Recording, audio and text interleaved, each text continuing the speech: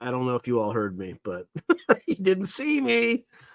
Anyway, let's somebody caught that in the comment. So, welcome back, everyone. It's good to see you. By the way, I'm wearing the wrong shirt already, so that's fantastic. In fact, it's already bothering me that I can see through myself because when you have a green screen, well, that's what you get.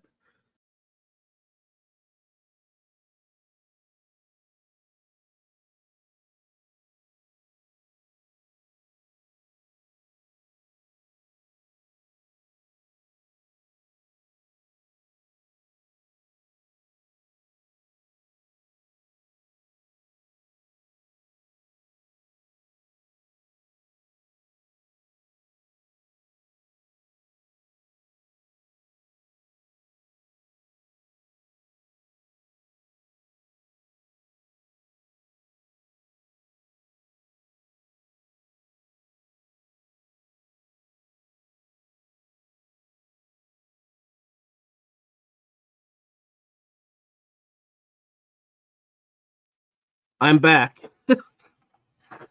Oh, brother, that was amazing. All right, now I can't see through myself, so that's fantastic. All right, I'm going to go through some of the comments, but I want to start talking about after I quickly look through the comments all this drone activity in the UK because the disinformation machine boys at England are like full on. They're going nuts, right? Lying to the American people. It's fantastic. You guys need to up your game. Like this DEI stuff ain't working for you, right? You gotta like mix it up a little bit. You gotta like your messaging's all off, right? Because your messaging is that like, maybe mystery drones, maybe the Russians are doing, but you can't say it's the Russians because if you do, it's escalatory. It could cause nuclear war, right? It could demand a response. But like if it's the Russians also, they have like potential godlike technology that can alter the fate of humanity on Earth. So like that's what you're going with. That's what you're going with. Wow, you guys are pretty special. I mean, like, wow.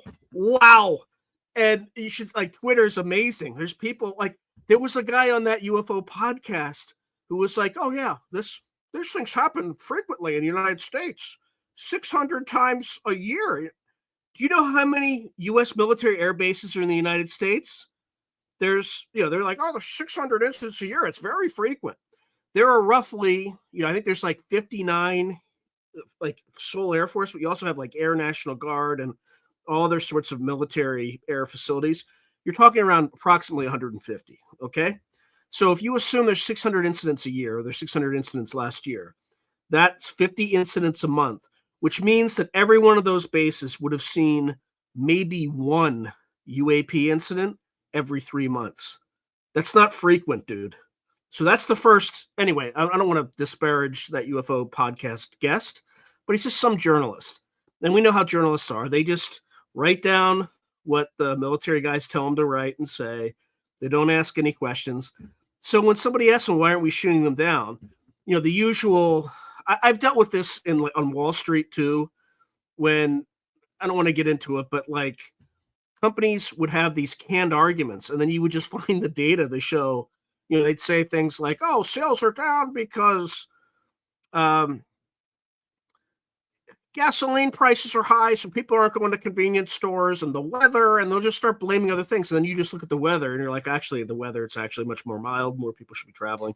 Look at vehicle mileage, so more traveling. So, so your product's declining despite increased traffic, this and that. Like, just you could destroy them with simple data, and that's basically what this narrative. So the next thing that they trot out is like, oh, well, it's near residential areas, high population density, stuff like that. Guys, have you been watching Israel in like the last 10 years? I mean, like, you think Israel, excuse my language, but gives a fuck about population density? That Iron Dome system's like shooting stuff down left and right. And it's not even threatening the Dimona nuclear reactor, right? God knows what the Israelis would do to protect that, but they're like shooting drones down left and right over populated areas all over the place, right? Why? Because it's in their national interest to do so. Their primary mission is to protect the assets of Israel. Just like the primary mission of the United States military is to protect U.S. assets. And what are the crown jewels of U.S. assets? Nuclear weapons, right? If you think some commander in the Air Force could be like, I mean, like some of the arguments I'm hearing, it's like, oh, it's not, it wouldn't look good for publicity. It would be like a psychological defeat. You know what a psychological defeat is? When a drone with a freaking explosive on it slams into your nuclear weapons and causes a mushroom cloud over Britain. That's a problem. That's when you're really going to have to manage Anyway, sorry guys. I'm going nuts because the disinformation is so, I want to use the R word, but I'm not. I can't. I mean, it is next level. Like, you don't want them to say this. It's gonna be there. I mean, like, guys, think. All right, I went too far on that one, but oh my God, just the utter. Guys, you got to work on your messaging. This is really frightening. You could cause a nuclear war. Like, it is that stupid. Just say we don't know what these things are. Anyway, the next thing that this guy says is like next level ignorant. I mean, like, you might have like, they're going with like, they're like quadcopter commercial sort of. Okay. Well, in order to fly these things, you need a radio, you need an FM signal to go to and from the drone, right? Guess how passive radar works? It looks for FM signals and traces them back to source and this and that. And, I mean, it's just like, you don't think we have ECM jammers, electronic countermeasure jammers that can just shut off, block the radio signal, make the drone go boom without any kinetic effects? You don't think we have that technology? You don't think somebody over the last 30 years, thought with the $1 trillion a year, close to $800 billion a year we're spending on defense systems, somebody didn't say, I wonder if drones will be a problem for our nuclear assets. I mean, if you get some terrorist that put some explosives on it and slams it right into the thing, like that could be a problem. Like, if you don't think that military commander of that airbase is sweating his nuts off right now, and like, I mean, I guarantee you, if one of those things penetrated his defense system, he'd solve that problem in a fucking week. Otherwise, he's fired. Bring the next guy in. And if that's not happening, we are way beyond unprepared for what's going on. Anyway, I don't mean, I'm just like, I'm beside myself for how stupid these arguments. So anyway, the next argument this guy makes is like, oh, well, we don't really, everybody thinks that we have these systems that would defend the stuff, but it's not like we have Patriot missile batteries. Patriot missile batteries? We're not shooting down an Airbus here. We're not shooting down aircraft with like a gigantic missile.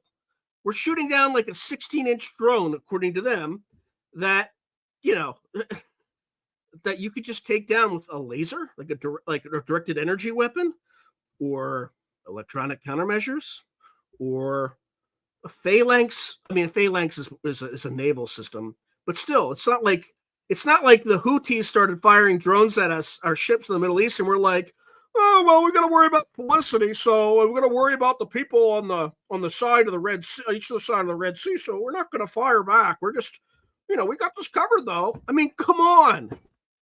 Like, just the lack of like, simple intelligence of many of these journalists that just spout this stuff without thinking what they're saying.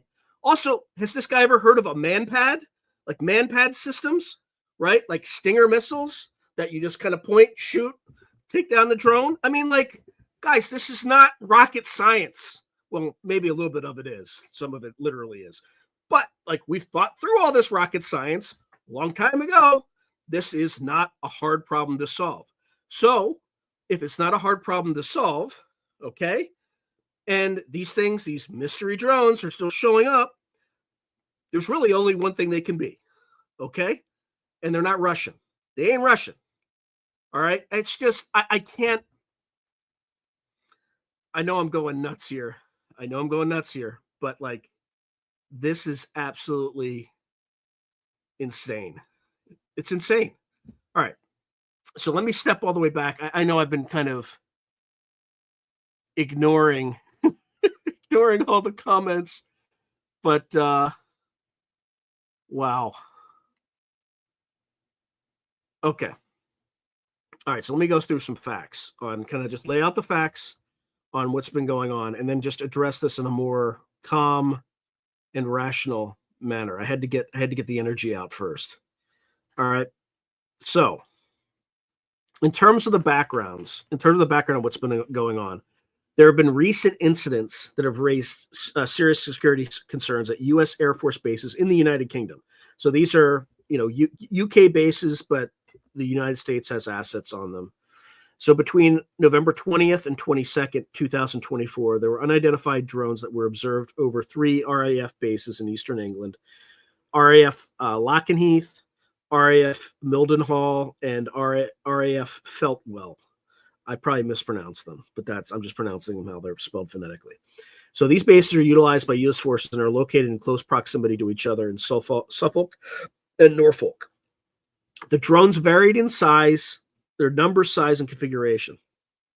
While they have not been identified as hostile, not anything flying over an airbase without authorization is by definition hostile. Okay? Just let's all agree on that. Their presence prompted heightened security measures in response. Approximately 60 British troops, including personnel with counter-drone expertise, were deployed to the airfield to assist U.S. forces in monitoring and mitigating potential threats. The Ministry of Defense Police, in collaboration with local authorities and U.S. forces, has initiated a criminal investigation into these drone incursions. Defense Minister Vernon Coker emphasized the importance of ensuring safety of personnel and assets at these installations. These incidents occur amid heightened geopolitical tensions, particularly concerning Russia's actions in Ukraine. Similar drone activities have been reported over U.S. military bases domestically, raising concerns about potential espionage or surveillance by foreign adversaries. The U.S. Air Force and UK's Ministry of Defense are actively collaborating to address these security challenges, employing counter-drone technologies to safeguard critical military infrastructure. Okay? So, when these drone incidents first started occurring, one of the first things, and you can look at my Twitter history, I'm not going to go and show it now, you can just look at it. I said, I bet you we pre-positioned nuclear weapons there recently. And this is a response by drones to that. Sure as shit. 3 days later, news report. Okay? So here's some background on that.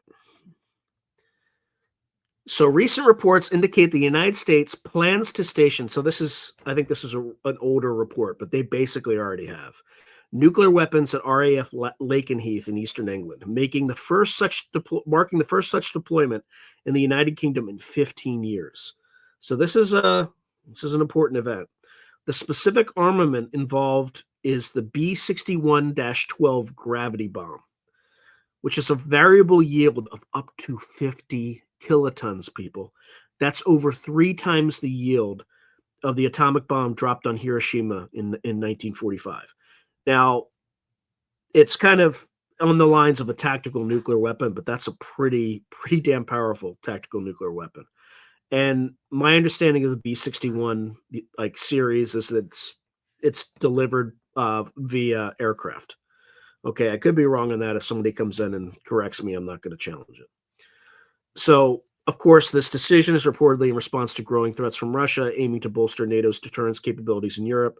The Pentagon has ordered new equipment for RAF Lakenheath, including ballistic shields designed to protect military personnel from attacks on high-value assets. Okay? Ballistic shields. Okay? What are high-value assets? I mean, construction on new housing facilities for American forces of the Big A's basically started back in June. So the U.S. previously stored nuclear weapons at RAF Lakenheath during the Cold War, but they were withdrawn in 2008. This reintroduction of these weapons aligns with NATO's strategy to enhance its nuclear posture and amid escalating geopolitical tensions. However, Official confirmation from U.S. or U.K. authorities remains pending, and as it is longstanding policy to neither confirm nor deny the presence of nuclear weapons at specific locations. You know how I knew nuclear weapons were there? UAPs. Come on. In summary, while there are substantial evidence suggesting the U.S. is moving nuclear weapons to RAF Lakenheath, official confirmation is lacking due to policies regarding the disclosure of nuclear deployments. Okay? So, how has the U.S. dealt with kind of drone incursions in the past? All right, now, while it's not fair, entirely fair, to compare the U.S. Air Force to the U.S. Navy, because there's just some different weapon systems, here's how the U.S. dealt with it when they countered the drone threat posed by the Yemen's Houthi rebels. Okay, so they U.S. employed both defensive and offensive measures. So defensively, U.S. Navy warships such as the USS Laboon have been stationed in the Red Sea to protect commercial shipping lanes. These vessels are equipped with advanced missile systems capable of intercepting and destroying incoming drones and missiles. So, for instance, on December 23rd, 2023, the U.S. Laboon shot down 4 unmanned aerial attack drones launched by the Houthis. And then you have air defense systems, and this is probably more relevant for this particular theater. The U.S. has deployed high-energy laser weapons like the palletized high-energy laser, the P-L, to the Middle East. These systems are designed to neutralize aerial threats, including drones, by disabling their electronic components. So we have an air defense system that can shoot these things down without, resulting in, kinetic effects on the local population, other than like exploded not missile parts, but drone parts. Okay, so the damage done to the local civilian population not that bad, or potential for it. In terms of offensive measures, the U.S. has conducted precision airstrikes targeting Houthi drone launch sites, storage facilities, command centers. For instance, on January 11th, 2024, U.S.-led strikes in Yemen aimed at degrading the Houthis' capacity to launch attacks against shipping vessels in the Red Sea, and special operations.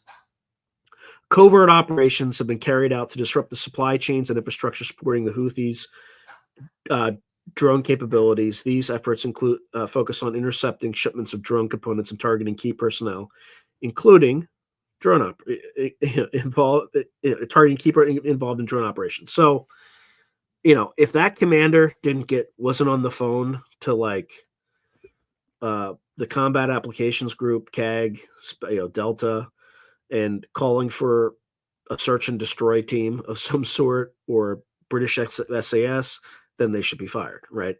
But I mean, all you have to do, these drones are even if they're remotely controlled, they have an FM signal, and even if they're not remotely controlled, if somebody programs waypoints into them, right, they're going to be sending back a signal somewhere, right, either to a satellite or someplace else. So, we can detect these signals, and the other thing too is they have discrete ranges. So if you have a drone in a particular area, you can draw a circle, right, to establish what its maximum range is. And then you can go hunting and find who's controlling these drones. And if it's, Delta or somebody else, you eliminate the threat, right? This is not rocket science.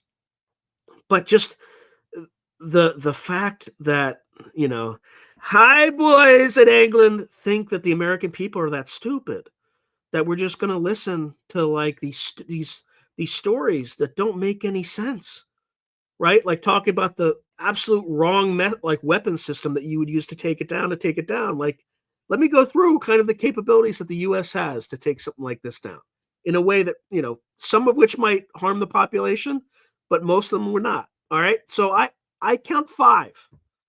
Okay. So number 1 is electronic warfare, EW systems. So EW systems are designed to disrupt the communication links between drones and their operators, effectively causing the drones to lose control or return to their point of origin. The U.S. Army is developing systems like the multifunction electronic warfare at large and the terrestrial layer system brigade combat team, which can jam signals and provide electronic attack capabilities against unmanned aerial systems. Okay. Number 2, you got radio frequency jamming. RF jamming involves emitting signals that interfere with the frequencies used by drones for control and navigation. Systems such as Allen Vanguard's Ancile delivered optimized RF inhibition, deliver optimized RF inhibition to disrupt drone command and control protocols, creating effective no-fly zones to protect sensitive areas. All right, so this Allen Vanguard Ancile system, right? You can basically create a no-fly zone for drones. Okay, so if we got technology like that, we can create a no-fly zone. So why is stuff still getting through? I don't think it's Russian. That's why. Okay, I don't think it's some like pimply-faced teenager who's trying to like be the next War Games guy, right? It's something. That's why they keep calling it mysterious drones. I don't know. What could they be? It's such a mystery. Number 3, directed energy weapons. High energy laser weapons are deployed to disable or destroy drones by targeting their structural components or onboard electronics. And then again, we go back to the palletized high energy laser, right? PHEL, to protect U.S. troops from enemy drones, marking significant progress in directed energy defenses. And then this is the so far of the 3 items that I've read. What is the impact to civilian populations in high density areas? 0. Okay, maybe like a drone part might hit you from a high altitude, right? That's about the worst that can happen. All right, so we're 3 for 3, guys. Totally safe. Number 4, kinetic interceptors. Kinetic solutions involve physically intercepting and neutralizing drones. The Raytheon Coyote, for example, is a small expendable UAS, unmanned aerial system designed to engage and destroy hostile drones through direct collision or proximity detonation. So the Coyote Block 2 variant features improved speed and loiter time, enhancing its effectiveness against UAS threats. So you have basically counter drones that fly around, look for the drones, and smash into them, okay? Again, it's not like a phalanx gun system, right? Which, by the way, is not mentioned in anything, but those things work to great effect, but you can't use them over high populated areas because what goes up must come down. You know the deal. So far, everything I talked about, only 1 out of 4 might be problematic for a high density area. Number 5 is the counter unarmed aircraft systems, CUS. So C-UAS strategies. So the Department of Defense has developed comprehensive CUAS strategies that integrate detection, tracking, and engagement capabilities. These strategies employ a layered defense approach combining EW, RF jamming, directed energy weapons, and kinetic interceptors to effectively counter the diverse range of commercial drone threats. So number 5 basically integrates the other 4 in a tiered approach and make these things kind of go away. Okay? So Anglin, what else you got? What other arguments you got? So look, is there a possibility that these are somehow Russian drones? Yes.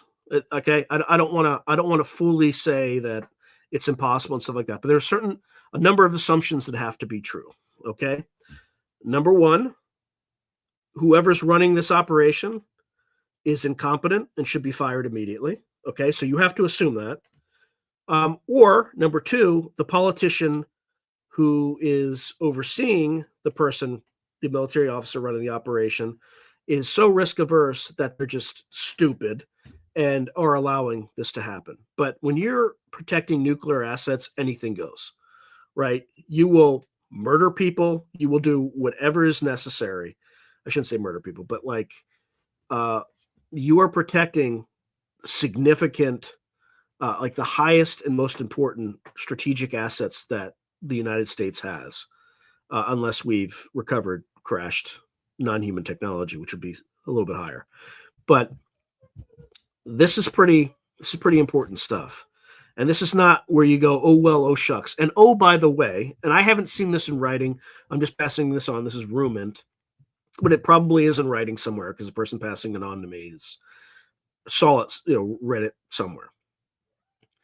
There have been reports, apparently, that the pilots were I guess, broadcasting, or there were some radio communications that were broadcasting in the clear. And some of the communications were, "What is this? This is a UAP. I have no idea what this is." So there's a lot of chatter that was intercepted in the open source that these people are encountering UAPs. So what you're seeing right now is a pervasive disinformation campaign, which is perplexing to me because the narrative that they're selling is inherently escalatory. And when I mean escalatory, it means if these things were really Russian drones, then we got to respond. And that response leads us further up the nuclear escalatory spiral. I mean, just putting nuclear weapons in those bases. And we all know they're there. And the reason we know they're there is these non-human technology UAPs showed up all of a sudden. That's always the tell, guys. In fact, that's how on Twitter I knew. Maybe I made somebody sweat. Like, how the hell do you know that? Well, the drone showed up, guys. It's not rocket science. Okay, so that's my opinion. These things ain't. These things ain't. It's not jurisdictional issues, right? If you have nuclear weapons on the ground, you're going to shoot whatever is in the air down. Okay, nuclear weapons on the ground, everything in the air shot down. All right, remember that. So that's kind of where we are on this. All right, now I'm going to take some time to go through some of the comments because I think I got most of this off my chest because I'm beside myself on how ridiculous. Like, people don't think logically anymore. It's like a lost art or science. It's just like I don't get it. So I'm going to read through some of the comments as quickly as I can, and then we will go into the Pat Price papers. Which, if you all don't know, one of the times I interviewed Daz Smith, he was sitting on these papers that Hal Puthoff had of Pat Price, who was a famous remote viewer, and had some interesting stuff. So those were released today. So we're going to go through that in the second segment, probably second hour here.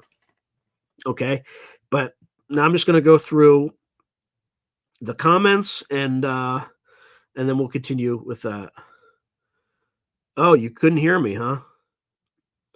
All right. Well, in case I didn't announce, you're listening to Through Glass Darkly Radio on United Public Radio, and the intro music was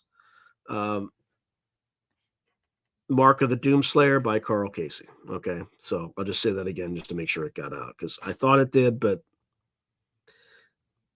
anyway, let's see. Yep. Okay.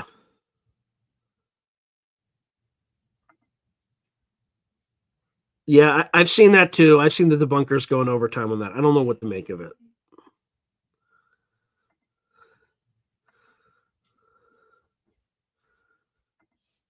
Yes, they are.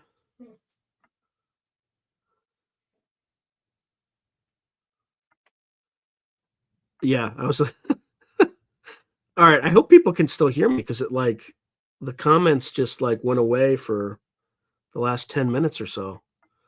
Am I still? Yeah, I'm still online. I'm still in the air. Can somebody just say something so I know that the last comment I see was 15 minutes ago. Oh, brother. There we go. Okay. Did you at least hear me intro the show? Not the second time, but the first time? Oh my God.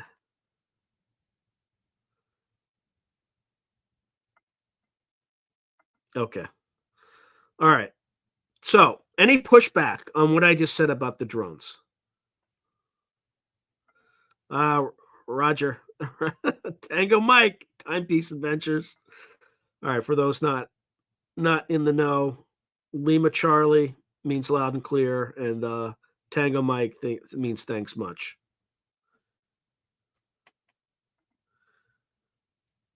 No, I don't. I'm not dunking on the Brits. I'm like, the Brits aren't they're American assets there. It's not the Brits, right?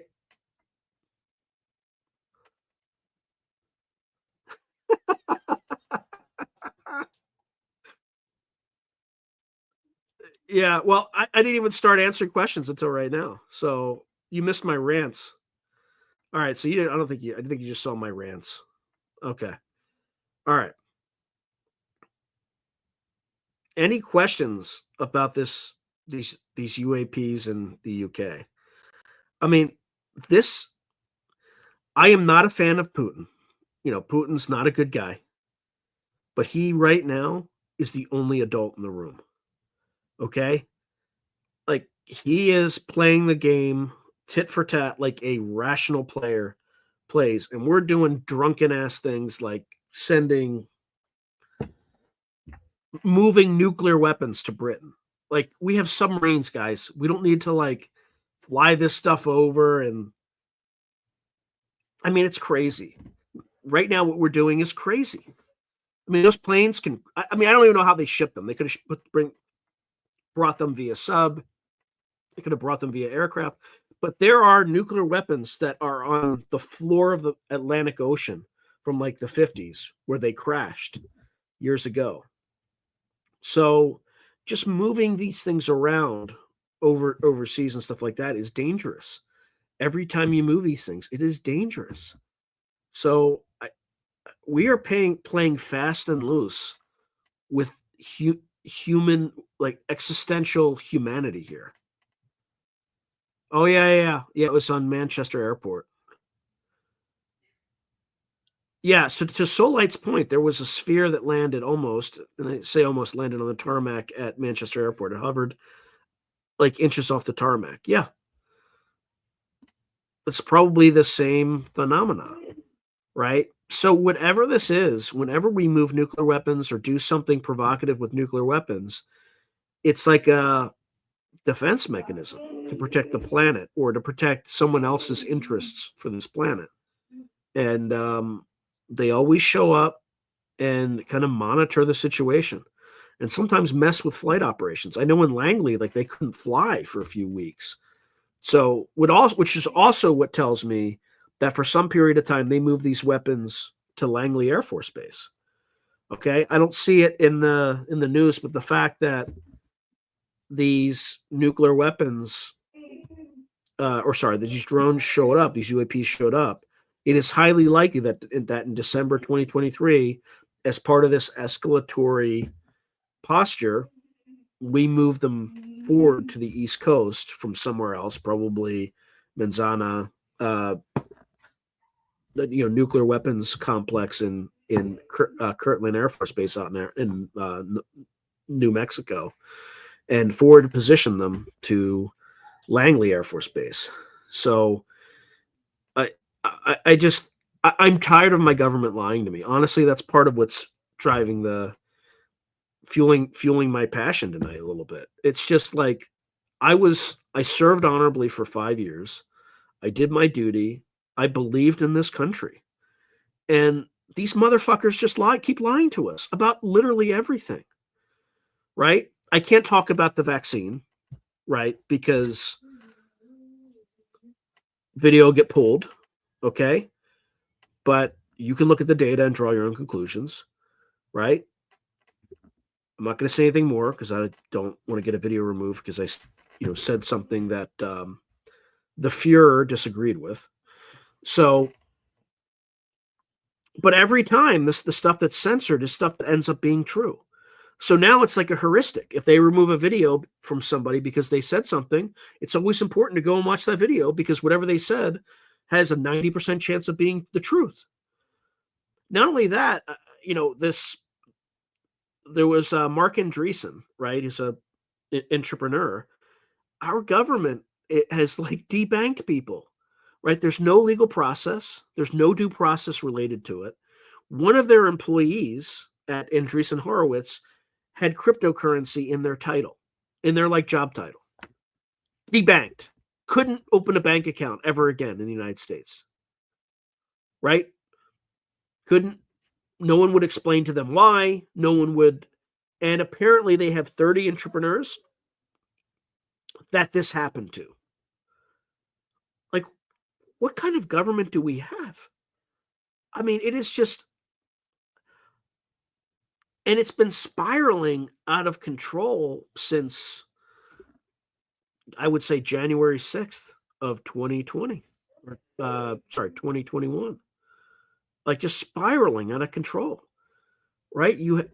I'm not going to get into any of that, but there are other things too, like the government's limiting the number of AI companies that are allowed to compete. They're limiting it to 3. What? Do they want us to be beaten by China or Russia? I mean, it is mind-boggling how much control. And the other thing too is the people who are doing the control are incompetent.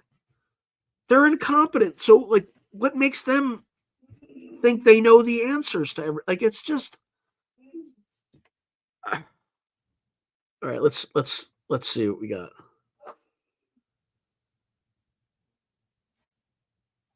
Do I think the elites with resources are watching to know when to head for or watching what? Or watching what?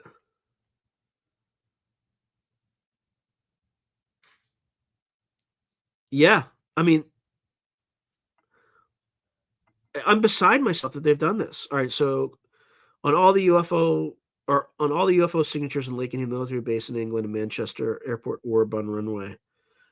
I don't know. I mean, the news reports say that there's different sizes, configurations, so they're probably not all the same. I don't want to categorically say that there's not a remote chance that some teenagers snuck one through, but I doubt it. I'm sure that base is on high alert. Yes, I am looking forward to that. In fact, I'm beginning to see why Trump's picks are actually inspired. And here's why. I don't think Hegseth is qualified to be defense secretary. I don't think what's her name? The DNI pick, she's definitely not qualified to be the DNI. And I don't think Kash Patel is qualified to be the head of the FBI. However, when I heard that people were considering resigning because Kash Patel was going into that, I was just like, this is brilliant. It's brilliant. You're going to get all these like anti-democratic deep staters to quit. You won't have you'll save on severance. It's fantastic. It's fantastic. It's brilliant. Right? I mean, like, I got to be careful what I say because I don't want to get targeted because that's what these agencies do. But there are certain agencies that have done more harm than good. And he's having the intended effect, right? Cutting government without, getting people to quit rather than having to pay them severance. It's fantastic.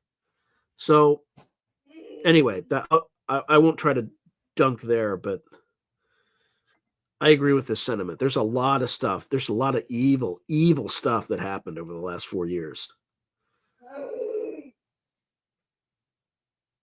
Yeah, I believe that. And that's after Meta sucked up to him during the censorship, to censor like American speech. So they kind of deserve it, in my opinion.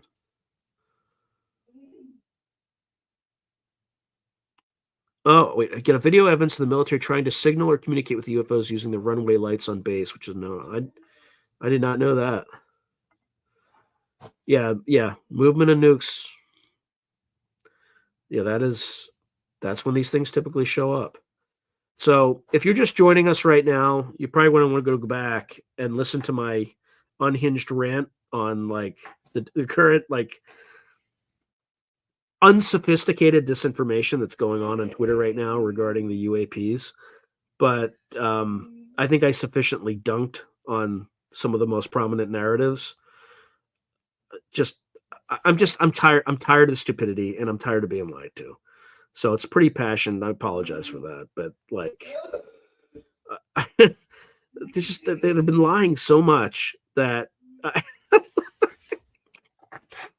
disclosure's not coming from the government. By the way, it's just not. It's not. It's coming from us and NHI, and NHI is probably working through us. Is what I think is how I think it's going to happen. So government doesn't get a say. Sorry, but we're going to do it on our own. Good luck with it. Good luck with your shtick. Okay. Nobody believes you anyway, and You've lost trust. You've lost the consent of the governed. We pay taxes because of coercion, right? Because if we don't, you'll send a hit team to our houses, a SWAT team to shoot us and kill us. So we'll pay taxes, but we don't respect you, and you don't own it, right?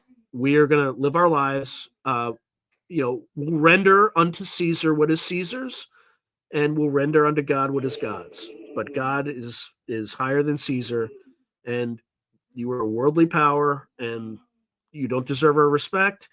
You have, but your coercion will, we'll kneel and we'll give you your money.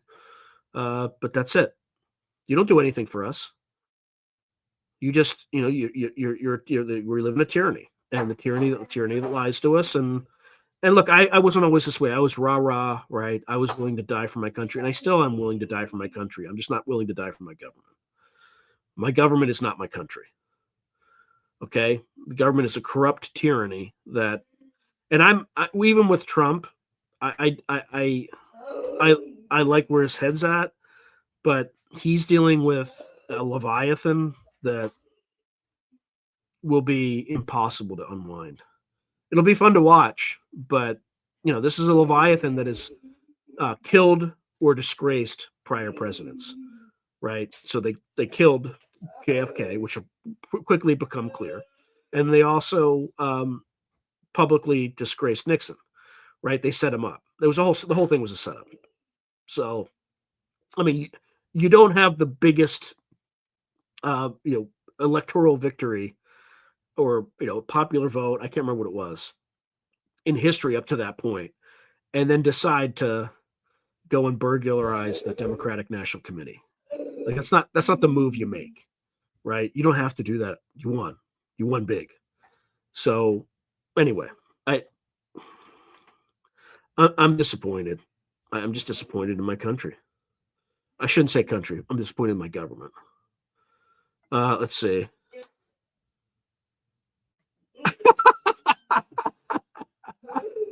I've heard similar plans where they're going to move to like cheap cost of living places. So somebody's writing, for those who are listening, did you hear RFK's plan of making an HS Health and Human Services office in Guam and transferring everybody there to make them quit?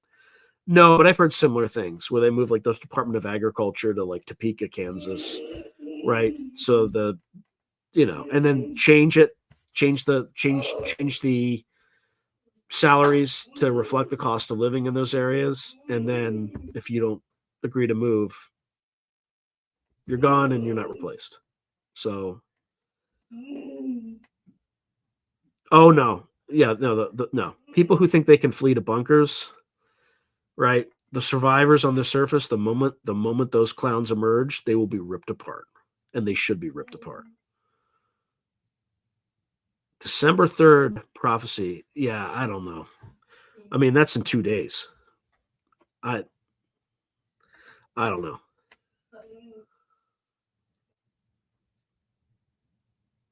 Whoa. So Catherine Wall writes, did anyone watch Danny Sheehan's interview today? He was also really emphasizing that citizens need to start having direct communications with the NHI now, CE5. That's actually concerning from like a devout Catholic, because you don't know what you're summoning, right? You just don't. I mean, you could have the best intentions and you could have a benevolent, but I am with Jim Semivan on this. You don't know what you're summoning, right? Like there are people who report poltergeist experiences after they do this. So I think there might be the wrong type of beings may respond, right? Like low vibrational frequency beings might respond. You might have a demonic attachment by doing it, right? Again, I don't know. I'm speculating. I'm not an expert on this stuff, but I would be very cautious. I would make sure that I had like the very best intentions before I did any of this. So I'm surprised Danny Sheehan said that, though. As a Catholic, that's a little iffy. So, I mean, if it's anybody else, who knows? But I would just be very, very careful. Catherine, do you know exactly? Do you know what, like did he say why we needed to do it soon or right away.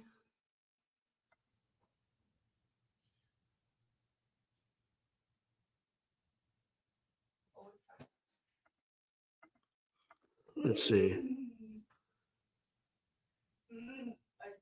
Yeah, I actually met his, I think, publicist or assistant or something like that at Seoul. So he told me he's going to reach out to me. I should actually. He said it was an oversight that Sheehan hadn't gotten back to me. So I will hopefully be interviewing him sometime in the near future, but we'll see. Um, yeah, Dave, that's certainly possible. So, um,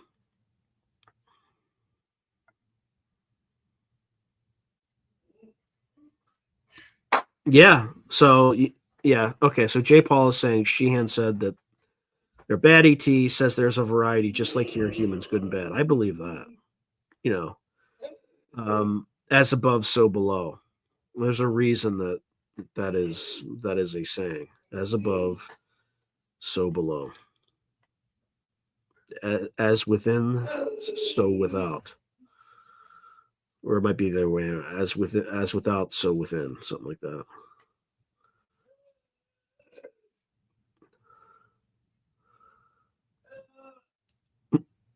Maybe he just keeps moving. You see, he was at. Do you see the photo of him at RFK's Thanksgiving event? Like he had Thanksgiving dinner at RFK's house. Did y'all see that?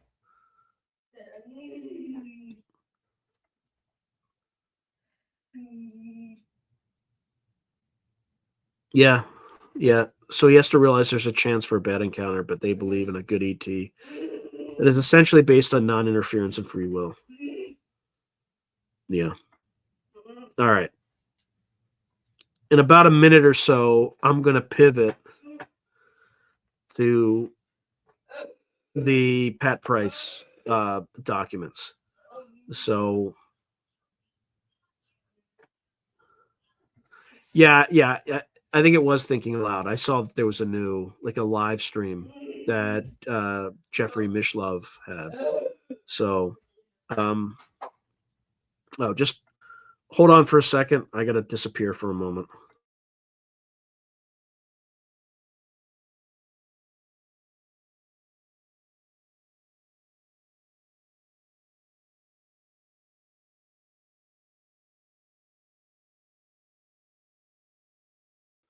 All right. Sorry about that. I had to take care of noises in the background. Okay. So, without further ado, let me see if I can work this in a properly.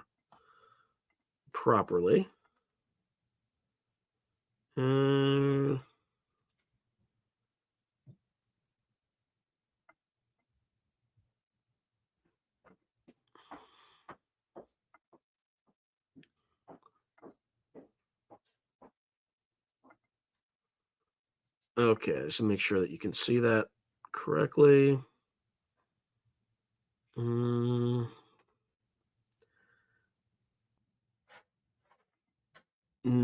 like that.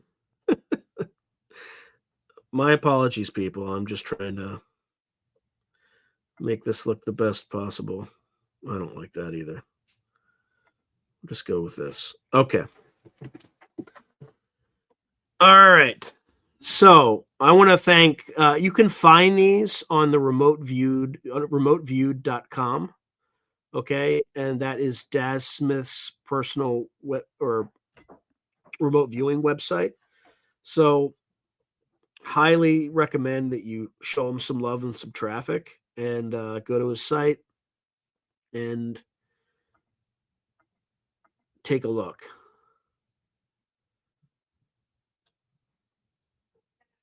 Oh, interesting. So pay to these faces of ufology, Sean, and their moves, like you said, Sheehan and RFK. I got thoughts on things coming very soon. All right. So let's start going through this. Okay. So as I mentioned earlier, right, this is something that came out 1973. Hal Puthoff has been holding on to it for all these years because there's some sensitive stuff in here. It actually, unless you know the backstory, you're not really going to notice what it is, but I'll explicitly point it out because it's pretty crazy stuff. And remember, this is remote viewing. Not everything is going to be 100% all the time, but Pat Price was probably the most, if not the most, one of the most skilled remote viewers of this generation. Okay, so again, Daz Smith, remoteview.com. All right, there's some caveats here. Okay, so there's a few things that in his Freedom of Information Act file, right, the Stargate CIA file, Pat Price states,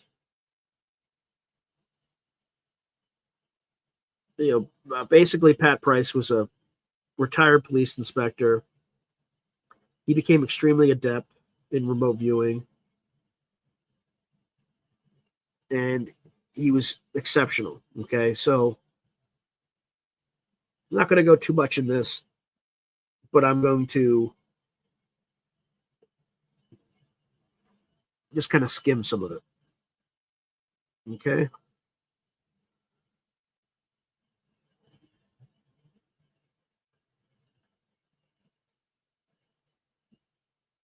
So it's just kind of how he died. Lots of weird stuff. All right. So Project 8200.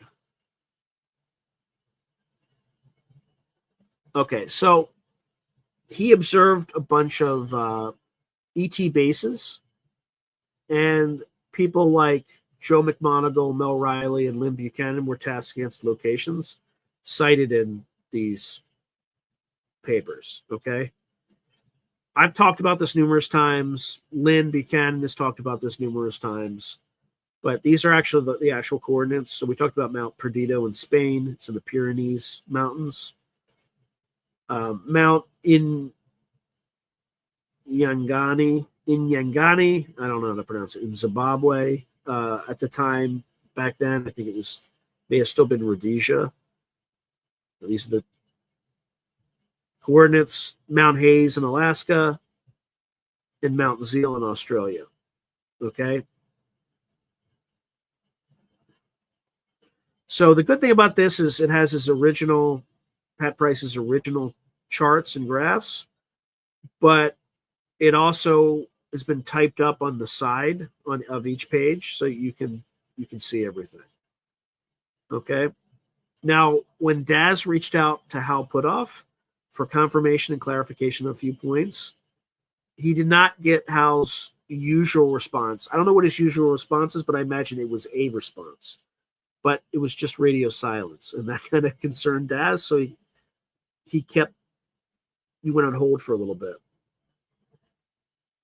But given all the gatekeeping and the ridiculous, over-the-top escalatory nonsense we saw recently with the UAPs over bases in the UK, I think he got frustrated. And he's like, look, they've been halted by gatekeepers and seem to be a stalemate. So he's concerned. He's seeing a growing narrative of people using and promoting the use of remote viewing.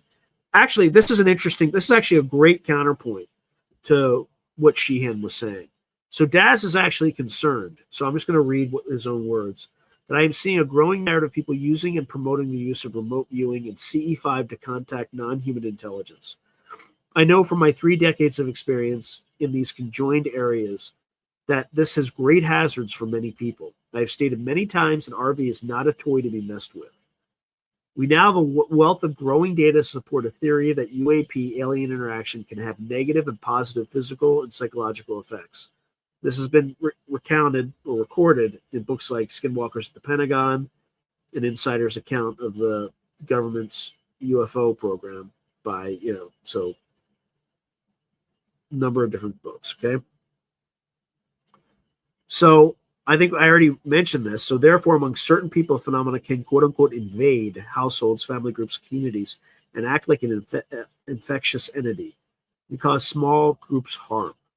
Family members, many of whom in turn have been diagnosed with autoimmune disease, including Sjogren's syndrome, Hashimoto's thyroiditis, myasthenia gravis, Graves' disease, systemic lupus, erythematosus,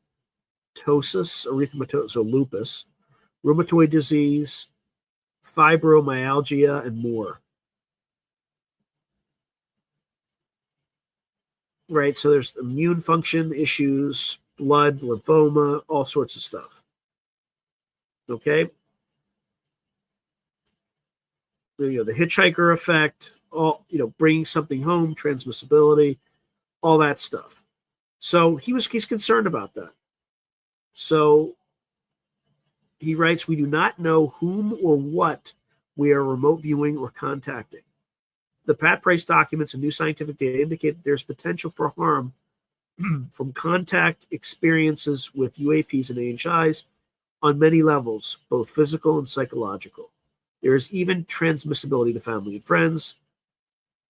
Pat's initial data indicates a global This is very important. Pat's initial data indicates a global manipulation of humans on many levels and the ability to remove and unalive humans at will. So be warned, be very careful. As with all remote viewing, it should always be used to verify with other sources of information. We still do not have full feedback verification. When Pat's original 1972-73 information with the following project, 8200 data, we released this to both inform and warn anybody considering contact to be very careful in what you do and wish for. Okay? So here are some notes, more resources, etc., etc. All right. All right, let me just pause there for a second and see what folks are saying.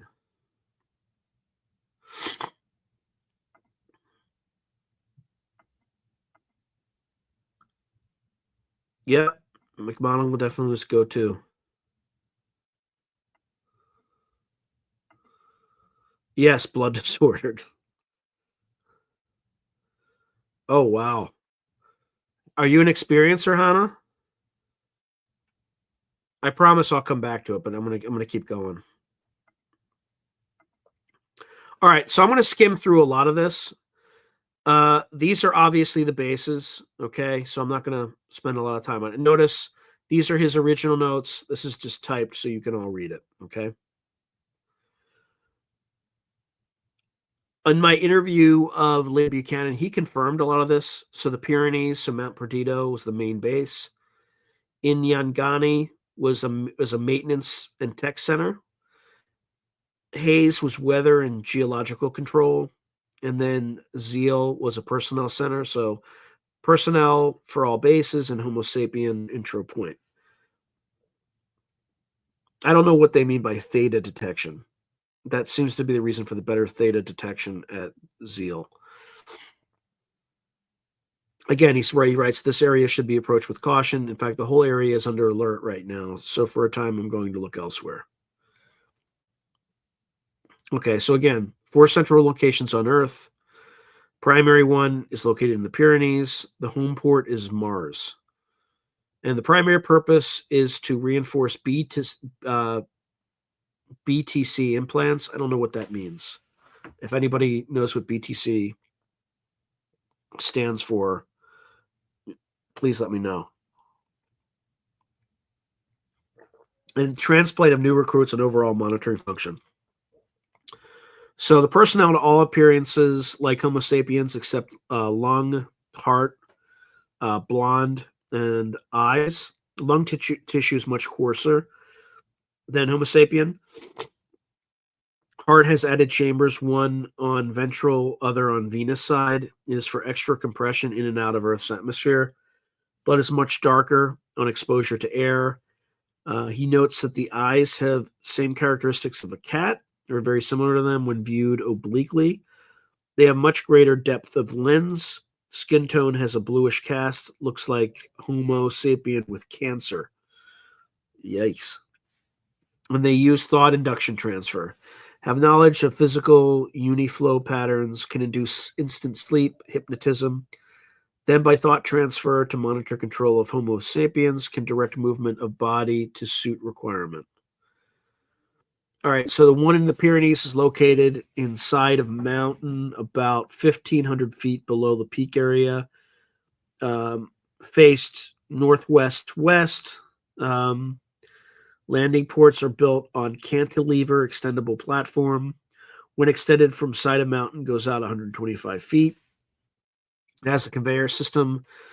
As soon as one lands, conveyor transfers off pad, so another can land in a matter of seconds. I noticed a much larger recovery unit. It can extend out 376 feet. It's used for main transports interplanetary. Local units there are several in launch recovery area at time. And he writes, note, I have to be alert to not make actions in this area. There are a number of T-traps in and about this area, mainly to detect escape of new recruits. All around the area, 2 miles circle are various detectors, heat sensors, magnetic field detectors, special units. These units are very thin metal sheets, graduated in size, small about 1 foot square, largest 10-foot square. The sheets are held under tension around the perimeters. An arm extends out above and below the metal sheet with an indicator finger not quite touching the metal. If the metal detects a vibration, it sets up a harmonic wave which causes the metal to contact the finger, which transmits electricity to alarm system. Very interesting units, he says. So back to the units in launch recovery area, they took about 120 feet, diameter maybe. Height, keel to crown, 40 feet. Propulsion looks like electromagnetic field.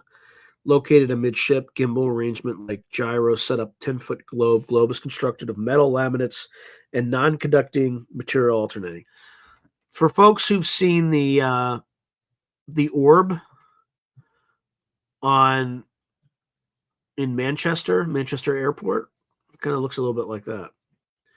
All right, a non-conducting material alternating around a central ring metal and non-conductor is arranged to correspond with globe. From each metal conduit leads to a computer link that links with the control unit. The whole system works by known magnetic field of area, counterbalanced by opposing field in distant area. The outer skin is very thin compared to average skin. The outer edges of the unit are about 2.5 inches. Beneath outer skin is a layer of ablative material bound into outer skin, then about 1 inch of gas, argon, krypton. Then inner skin looks like, so this must be a craft he's describing. I don't know why this jumped. Yeah, it's still in order.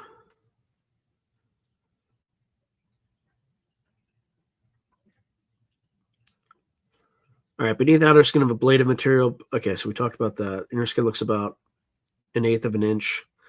I noticed that personnel do not speak to communicate. Both male and female do all same tasks.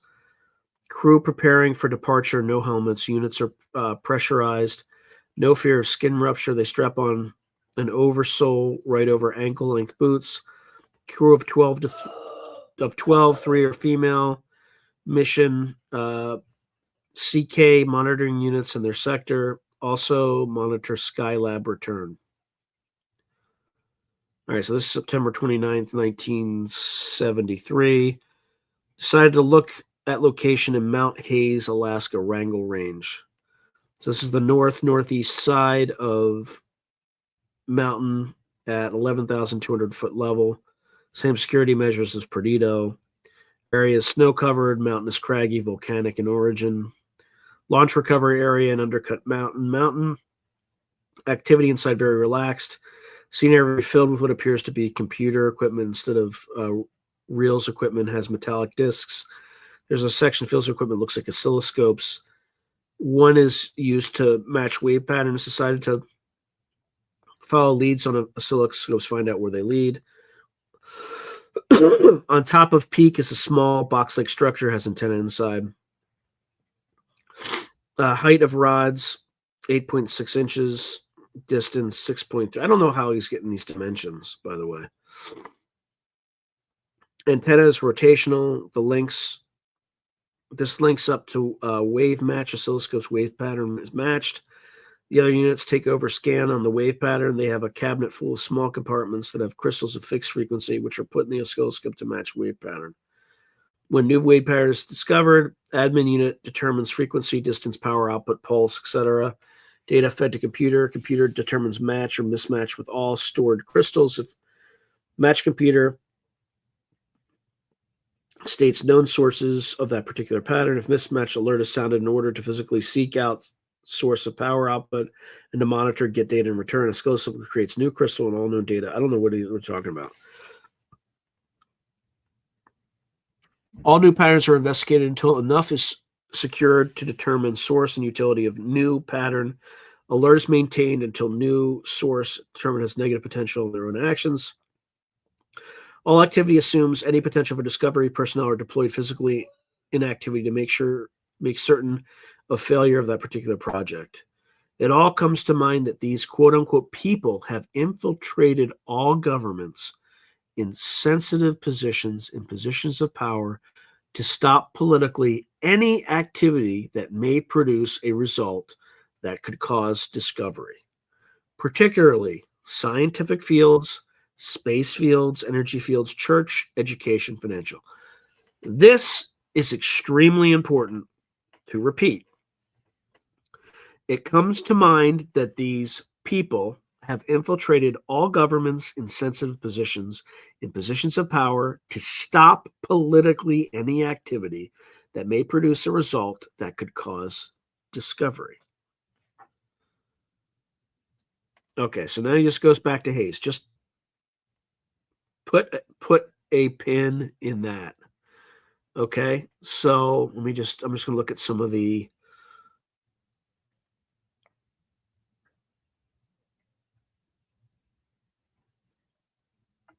madness and experiencer, guys. So just to remind that these are one of the illnesses that were associated with the phenomena, and Hannah has it, and Hannah is an experiencer.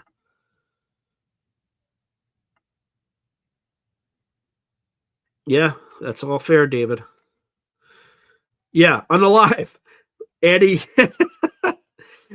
maybe I don't know what that word means. Does it mean dead? Right? Or does it mean something else? Does it mean soul separation, but your body's still there? I don't know. It's a great question. So it could be a scientific commentary with all sorts of things. Yeah, I agree, David. Well, that's good. Yeah, I don't know about Bitcoin.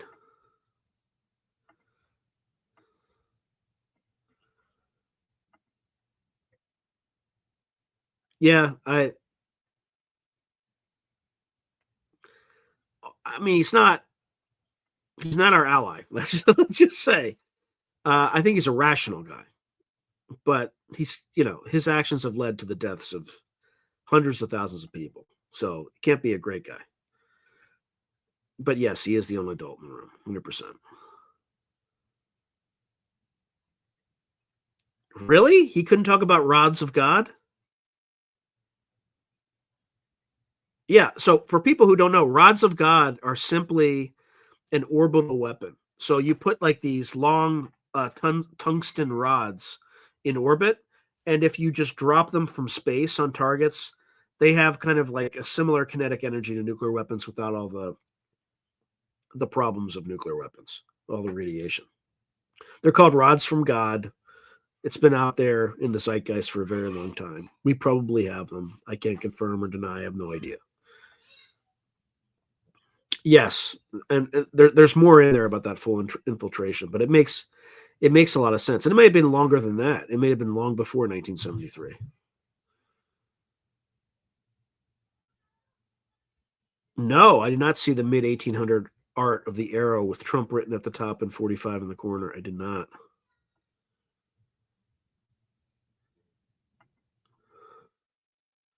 Hey, Brett, good to see you. Interesting. Well, I mean, did he post it anywhere else on the thing that was pulled?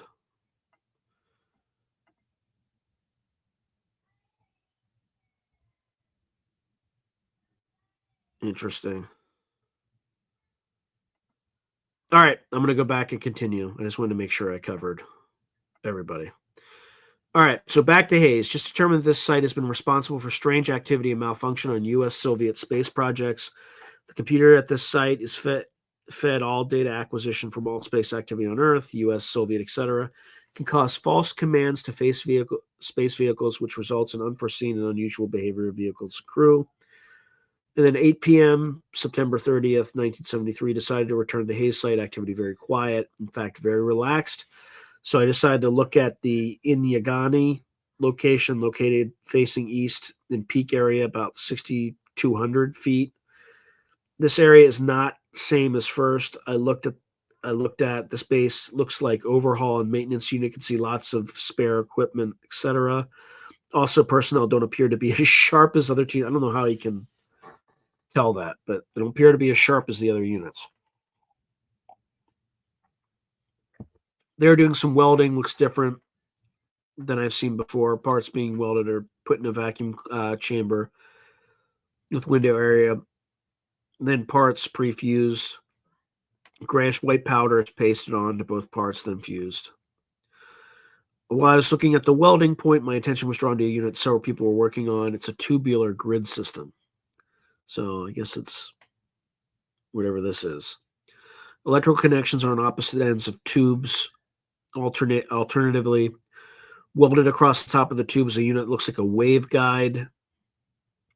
So A end of the waveguide is a connection to junction C, right? So there's junction C. From B end of waveguide is electrical connection to BCC. I don't know what he's talking about, but I get the impression that the whole unit is for ionizing a layer of air, has something to do with smog. Ionize a layer of air and it traps air mass below it. Well, I'll look at that more later on. So Mount Zeal, the station is located facing west-northwest at 4,000 foot level. Standing in launch recovery area, I'm looking out over the great sandy desert area. It's very interesting that this unit appears to have the greatest number of personnel. Frankly, I expected this site to be the least personnel, or to have the least personnel. For one thing, there are personnel from the other three sites here, like a rest and recreation area. He writes, I felt slightly disoriented for a few moments. They may have detected me, so led them to Melbourne. There's a scientist there who is known to be very interested in the Great Sandy Desert and is preparing an expedition for a year's research. Locked them onto him, and the disorientation disappeared.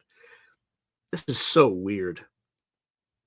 I mean, this guy was apparently so skilled he could do things like this, if true, right?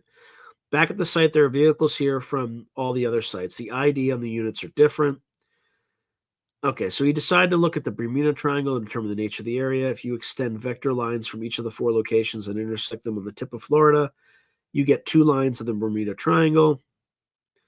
For great ages of time, the tip of Florida was the compass setting for trade routes and navigational computations for incoming migrants from South America, Africa, and Europe.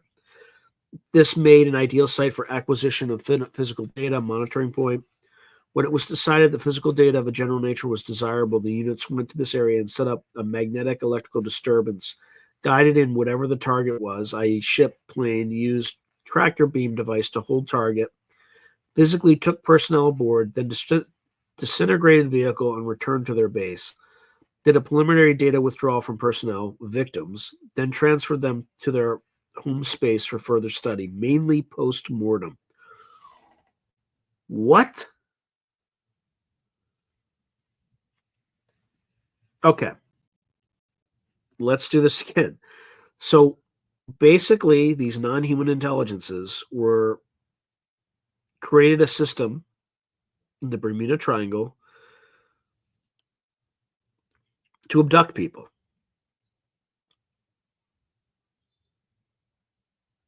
They took some data, then I don't know. Post-mortem means after death, so I don't know if they let them live for a while and then, or if they did something that killed them. and then sent their bodies back home, and back home being to their home.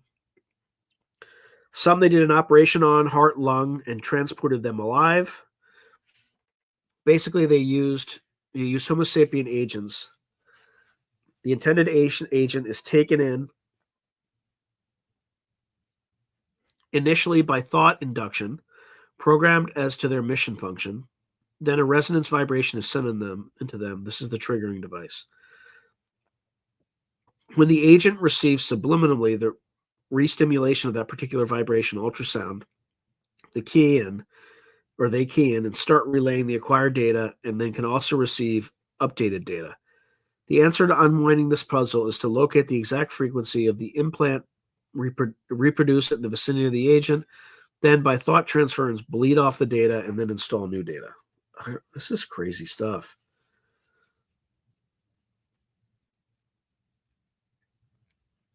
Okay, so this is October 18th, 1973. 7:10 p.m. He decided to take a look at some UFOs tonight. Located 3 just north of Huntsville, Alabama. Right now they're 68,000 feet. Cruising on a heading toward Oak Ridge, Tennessee. You all know what's in Oak Ridge, Tennessee. Well, it's coming up next, right?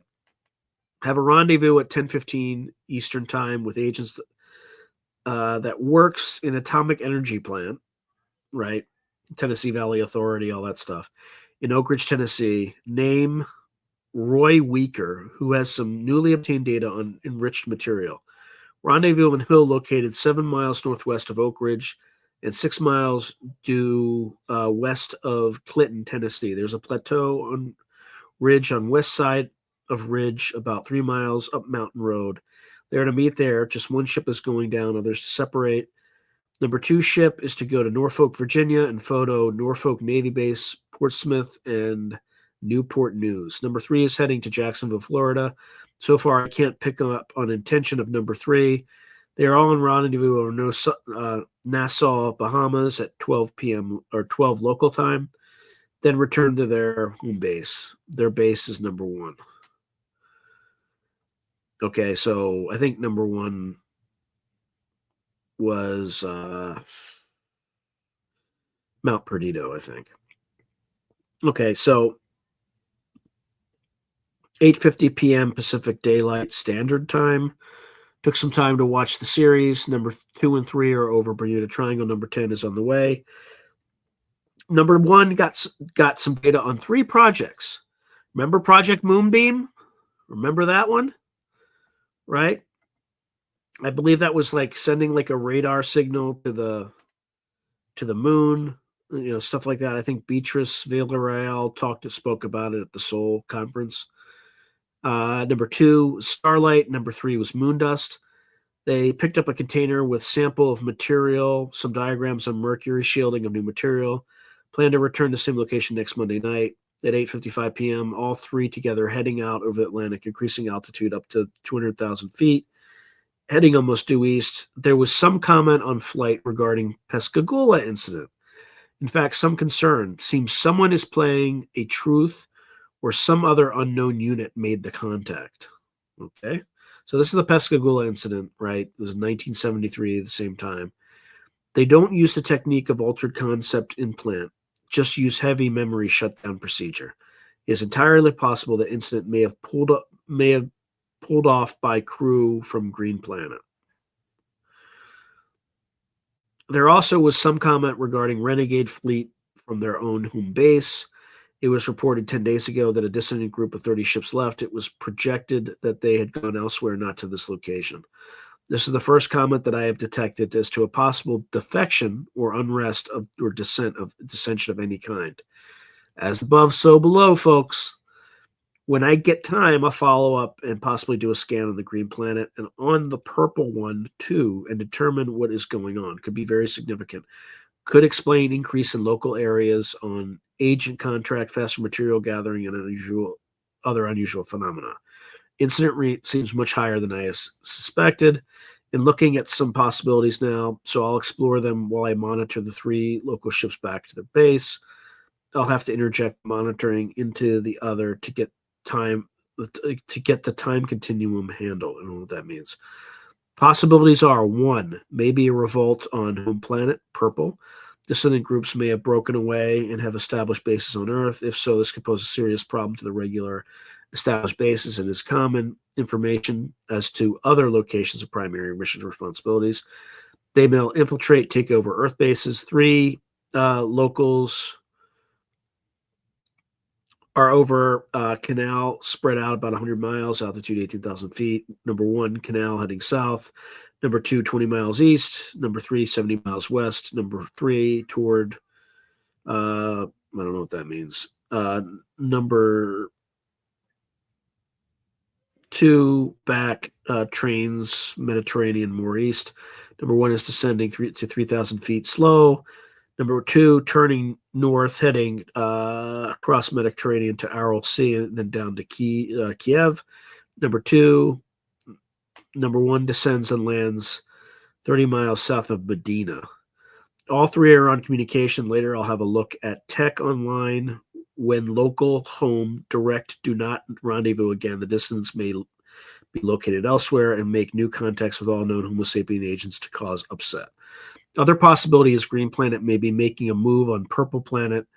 I already know that they have their own agents infiltrated into power lines of Power Planet. This may be the opening gun on total takeover of Purple by Green. In any event, sure looks interesting as hell. I'll try not to be so busy as to neglect the area for at least the next week or so. This is some trippy stuff. Okay, I'm going to take a quick break and see if anybody has anything to say.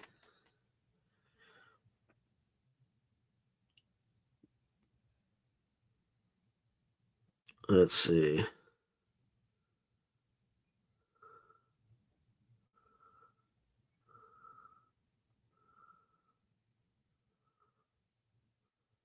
Okay.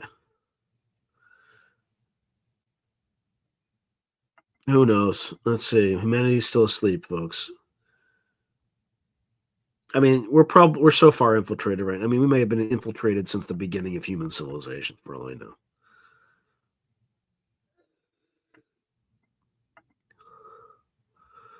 Yep.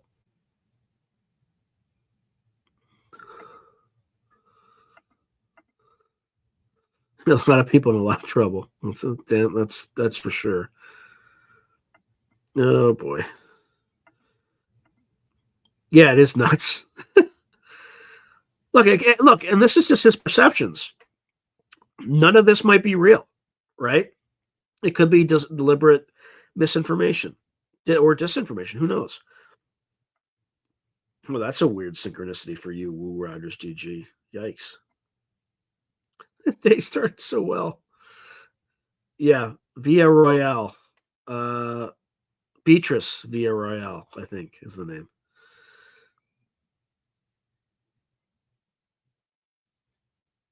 I know. We're definitely not alone.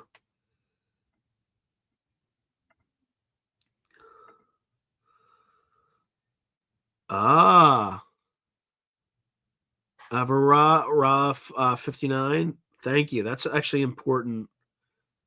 That's extremely important context, right? And I think a year later we signed the petrodollar agreement. A lot of weird stuff was. Yeah, it's always good to have historical context. I think he's seeing a purple planet and a green planet. So the entities that were in the Pascagoula incident, which are these like weird Michelin men looking entities, apparently came from whatever this green planet was, and they were going for some purple planet.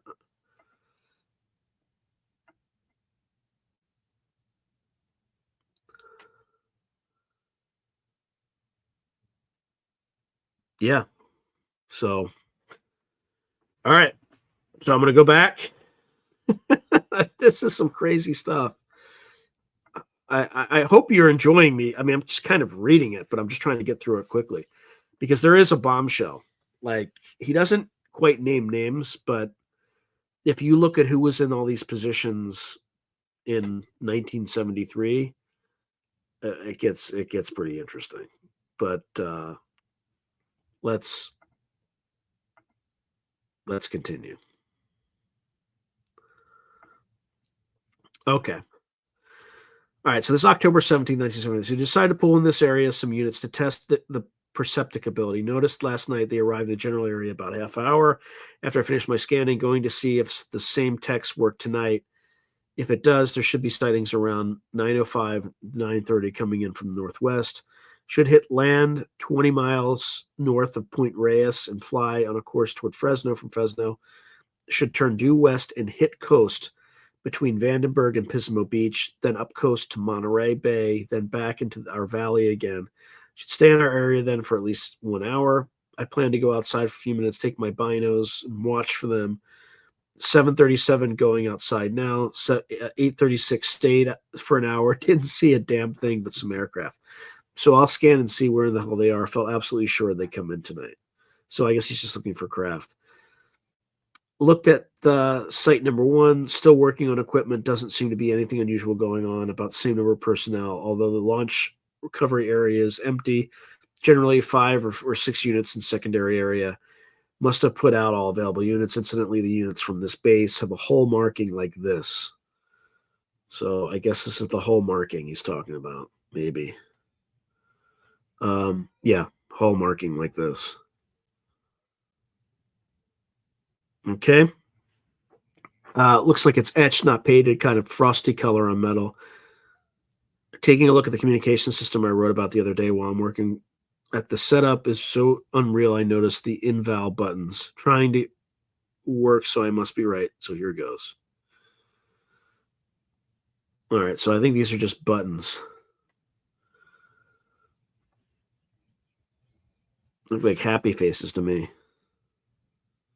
I love how put off has like a stamp.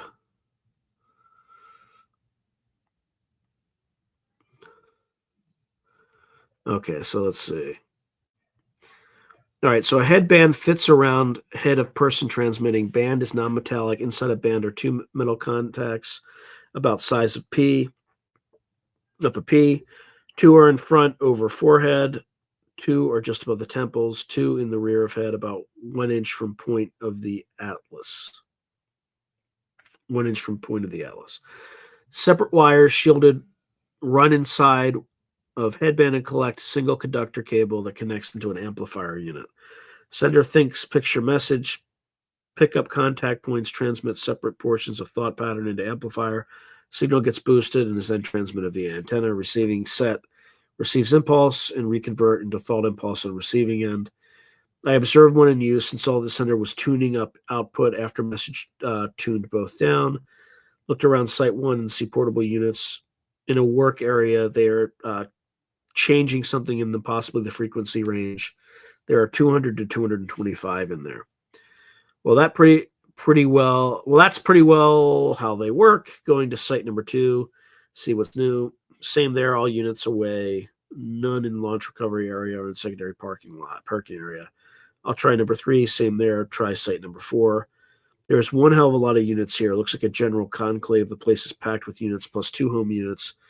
They are much larger than local units. One of the larger units has a system aboard. Each one of the personnel there is getting a new identity code imprinted in upper left chest area. Notice imprint can't be seen but can be read on a scope. It appears that each one will get the imprint tonight. After tonight, anyone at site bases without new ID gets the works.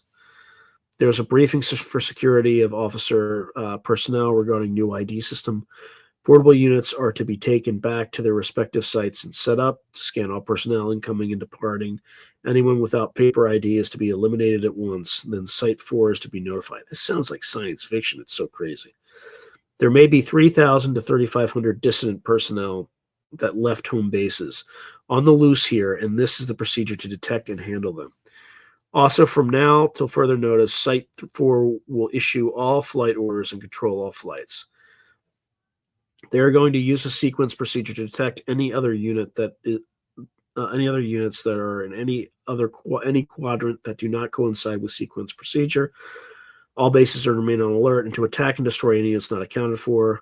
Looks like a breakthrough could change all prior sightings and contacts. I somehow have the feeling that smog situations are deliberately create a condition. Yeah, I would not be surprised. In fact, I could state that the area of air immediately above the smog belt is in fact ionized. In exploring the thought, it comes to me that installations are planted and activated remotely to create the conditions to cause smog.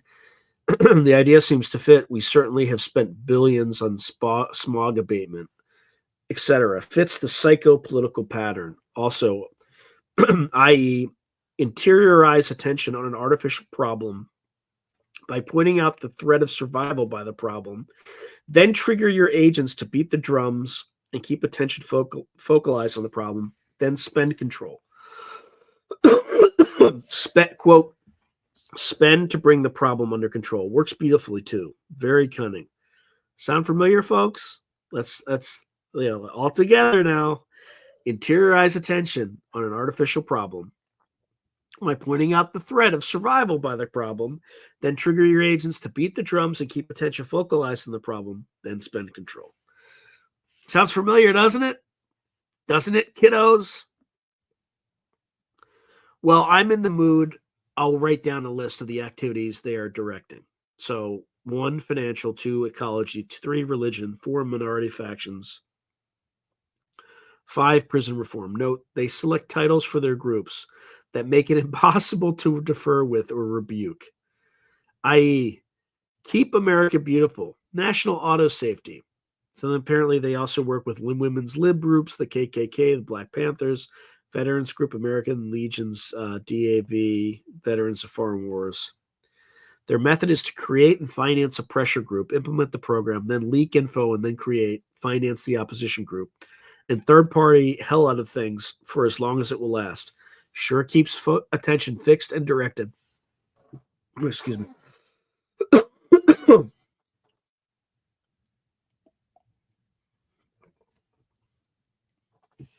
Okay, this part's crazy, by the way. I'm gonna take another quick break. Go to see what folks are saying.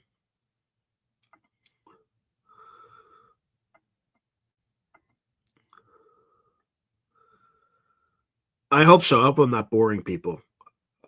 I hope it's as easy as 1, 2, 3.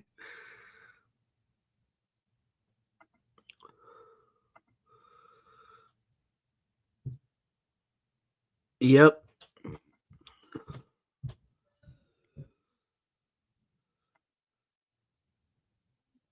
It certainly does read like an internal memo of the current deep security state. It certainly does. All right, let's get back to it.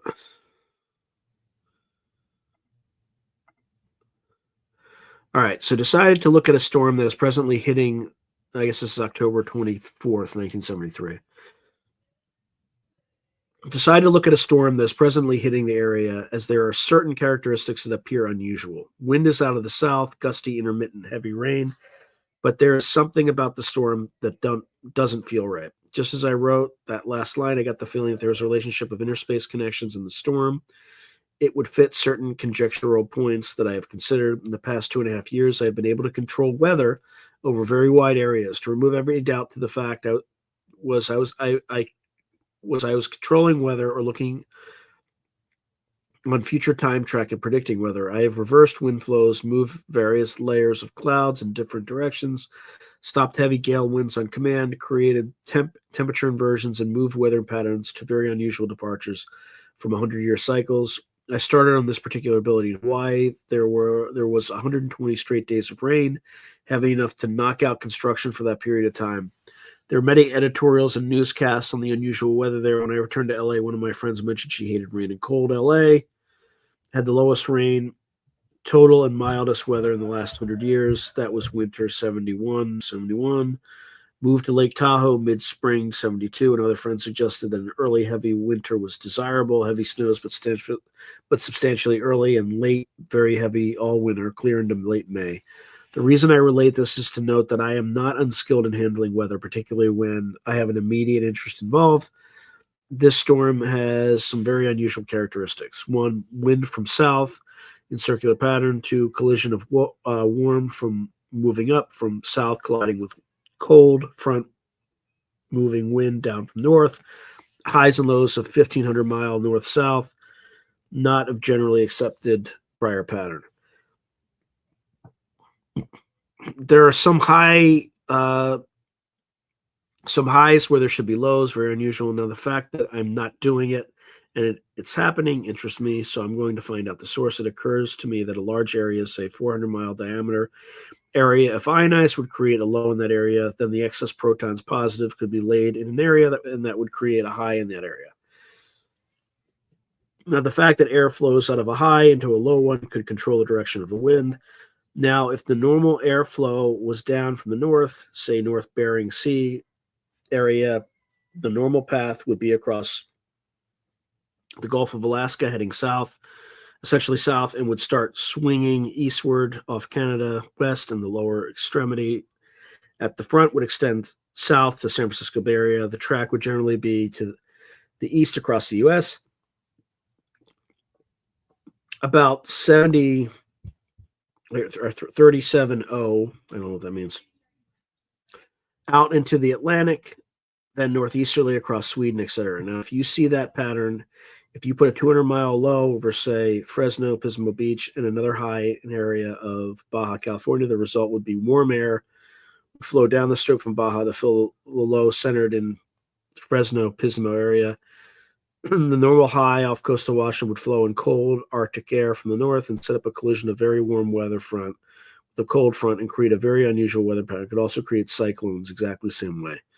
Now, this particular storm strikes me as having that exact pattern. Looks like the area of Fresno, Pismo Beach area has been ionized about 6,000 feet. I note that at 40 to 60,000 feet above Fresno, Pismo has ice clouds while there's a temperature inversion at 6,000 feet. The atmosphere in vicinity of Gulf of California has been overbalanced on positive charge in atmosphere not normal. The pattern of high-low, this part's really boring, folks. I'm sorry. The pattern of high-low in western U.S. is not normal or usual. It occurs to me that one could do considerable traveling at fairly low altitudes and not be observed in this type of weather pattern. In fact, it's ideal. Then any unusual occurrence can logically be accounted for by the unusual weather. Any strange flashes of light could well be power transformers. I'm checking now for any craft in the air below 300,000 feet. There are 7 in the area bounded on the south by Santa Maria, North Coos Bay, Oregon, East Reno, Nevada, West Pacific Shoreline. They are working in true groups 4-3. Group 1, 10:54 p.m., Vandenberg area, Mooroc, Edwards vicinity, cruising above Owens, Los Angeles Aqueduct, over Livermore, California area. Suddenly it occurs to me that the locals are on a search mode for intruders. That's what they are trying to locate as I scanned each unit. I located what I thought analytically they would be interested in that area. Now, when I get off the analytical band, I realize that each of the areas is a very remotely isolated area around, ideal for a distant group to find temporary sanctuary in. In fact, I just located 3 on ground east of Alancha, California, and very high mountains east of Mount Whitney. I couldn't figure out why number 3 of Group 1 was cruising that godforsaken stretch of country. Now I'll try to locate the other 27 if I have time right now, 10:55 p.m. Before I do that, locals are armed to the teeth and seem very nervous. I've never seen that like that since I've been scouting them. In fore and aft sections on both sides of midship line are launchers, 3 in each section. That's a total of 12 launchers. The unit inside looks like a ramjet with atomic warhead. Looks very efficient. Looks like they are guided by laser. Can see video display in forebay of ship, 3-dimensional display. Looks like fire control center, very sophisticated. With look in detail later. We'll look in detail later. Also note changing uniform material looks much different. Gives impression of pressure suit in lieu of flexible clothing plus solid helmets, self-contained. Also 3 smaller attack craft in aft section of craft. Looks about 12 feet diameter by 5.5 feet keel to crown. Haven't seen this size before. Have to end for now. Have company coming. 11:10 p.m. Right. Okay, group 3. 1 northwest Reno, Nevada, from Reno to Harlong, California. 2 above Mount Santa Cruz to Pacifica. 3, just so Coos Bay, Oregon, working a pattern from coast to 30 miles inland down from Crescent City, California. Without looking specifically at this time, I've concluded that we have a comparatively new hidden installation in that particular area.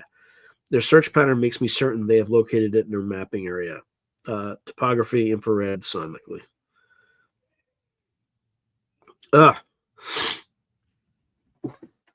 Okay. This is December 6th, Thursday, 1973. Looks like the checkout is over. There should be a number of sightings over the southwest part of the U.S. and over Alaska over the next several weeks. The dissident group was able to maintain their whereabouts from locals. It should be very exciting and humorous as the second group now intends to fly too. The locals will think the extra sightings are the results of overactive imaginations of some Homo sapiens. The funny part is they were the first to plant the idea that sightings were due to overactive imaginations. Now they will fall victims to their own propaganda. No danger at all. It should take about 6 months for the locals to get the idea that the extra sightings are valid. Then it will be very interesting. By then, they will realize the impact of what has happened. Then the cat and mouse game will start up again. The second group will hide again, and the locals will do another 6-week checkout. Should be good for at least 1.5 years. Still no danger, as by that time, the locals will realize they haven't come under attack and know the second group intends them no harm. That looks like the best time for a personal contact. The local commander will put out a tentative feeder for a meeting with the second group commander. And when that happens, I intend to make contact and offer to act as a mediator. This is some crazy stuff, people. That way we could all have a safe space and a great deal could be accomplished to take all the mystery off the lines. I know I could convince them that we are not all criminals. At least it could be the first meaningful tentative step in the right direction. Okay. I just checked the 4 major bases, and they are back in routine normal operation.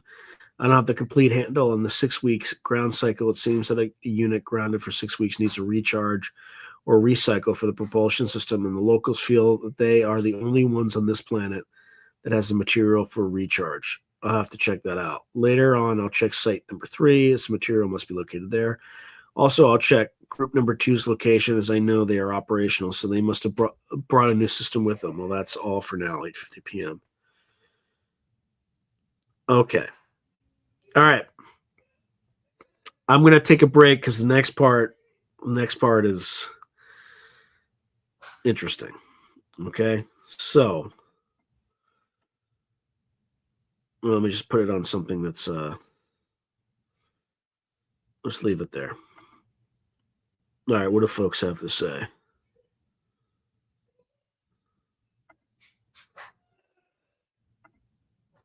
I appreciate that, Paco Pete.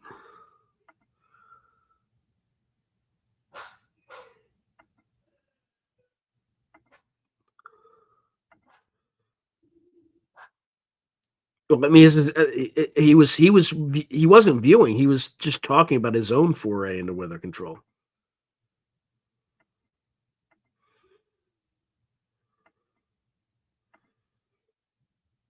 Interesting. Lemoore Air Force Base is 32 miles from Fresno.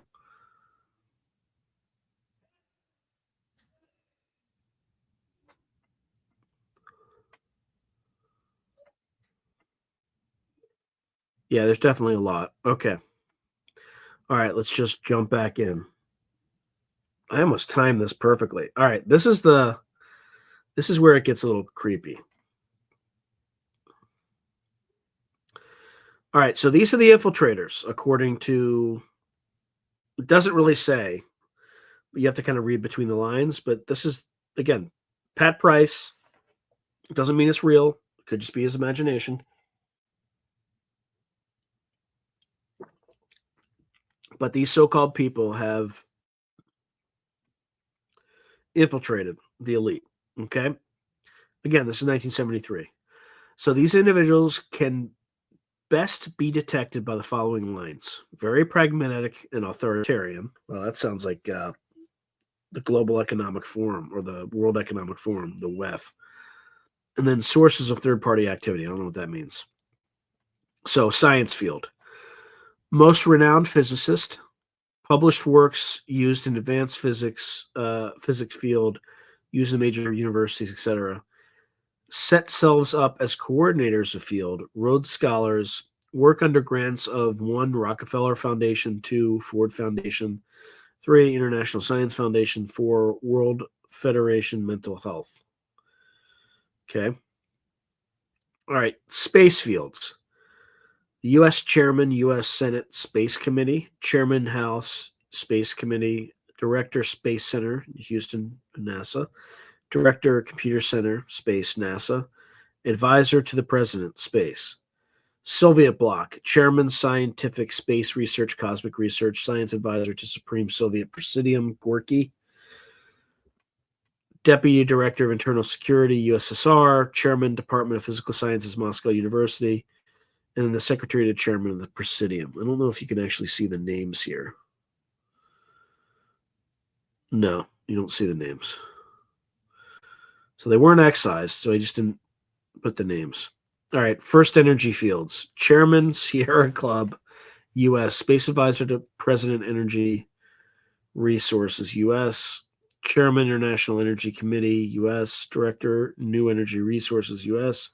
Ford and Rockefeller Foundations, U.S. Chairman of the Board, Saucony Vacuum Mobile, U.S. Deputy Director of the Nuclear Energy Commission. The Church, oh boy. The Archbishop of Canterbury in England. The presiding chairman of the College of Cardinals in Rome. The Grand Master of the Masonic Lodge. The assistant director to the Council of 12, the Latter-day Saints, the Mormons, and then the president of the World Federation of Churches. Education, chairman of the selection committee for the Rhodes Scholars. That's interesting. The director of physical sciences at Harvard, the dean of the School of Law of Harvard, the dean of business at Yale, the coordinator advisor of education, HEW, the dean of social sciences at Columbia University, the director of education, the advisor to the BS of A. I don't know what that means. The president of Teachers of America. Financial. So these are all chairman of the board. Chairman of the board, U.S. Reserve Bank. Chairman of the board of the World Bank. Chairman of the board of the Soviet Monetary Bank. Chairman of the board of the Bank of China. Finance Minister of France. The Chancellor of the Exchequer of the Bank of England. The chairman of the board of the Rockefeller Foundation. Chairman of the board of the Ford Foundation. Chairman of the board of the Bank of Tokyo, Mitsubishi. Chairman of the board of Banco de Mexico. The financial director of Argentina. That's all she wrote, folks. So definitely go to Daz's website. So again, remoteviewed.com. And you get your own copy and you can spend a little bit more time with it. But go to remoteviewed.com. Even if you don't spend much time on it, just go to remoteviewed.com to get Daz the hits. Okay. And, subscribe if he's got a newsletter and all that stuff, because I want to make sure that the only reason we have this is because Daz shared it with us. So he deserves full credit for making that decision and sharing that information with the world. So please go and do that. Let's see. All right, where are we? Man, we're making good time. I kind of just landed within 10 minutes. Let's see.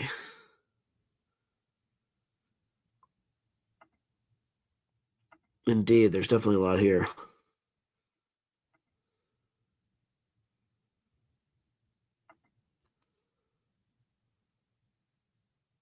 Oh, Lemoore Air Force Base was also sued for testing advanced weapons. Interesting. I doubt they will. It's so far out there. Yeah, Daz did great. Yep.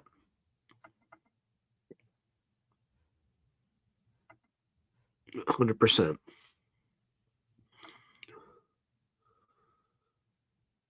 Really? Danny Sheehan feels that way? I don't know. He's an institutionalist. He feels like he's an institutionalist. I mean, most baby boomers are, right?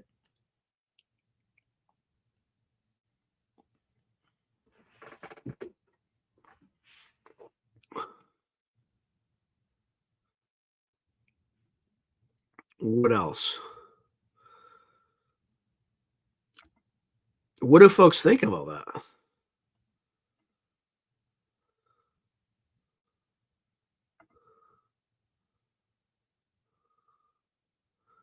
Oh, somebody on Twitter direct messaged me and told me that BTC, yeah, it's a science. So that BTC term that I read, I didn't know what it was. It means brain to cranium interface, and it's a Scientology term.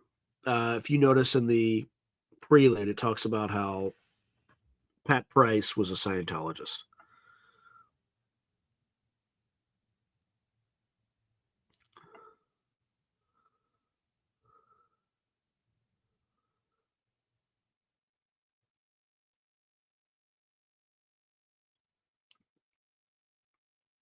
All right, what else? What else we got going on?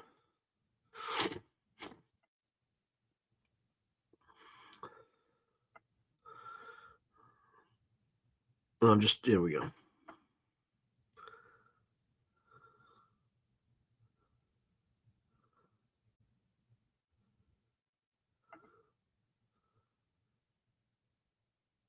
Yeah, I appreciate you, Hannah. Thank you.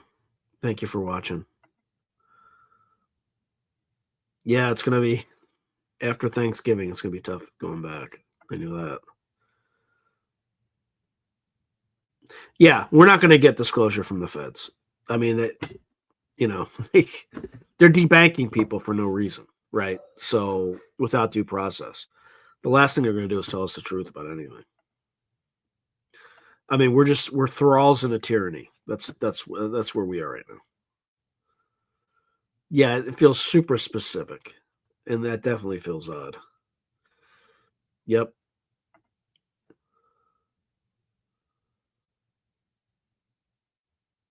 No, I do not. Can you hint at the crazy?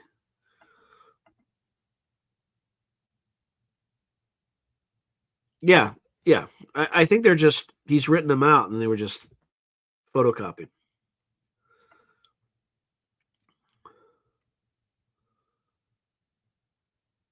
Yeah, agreed.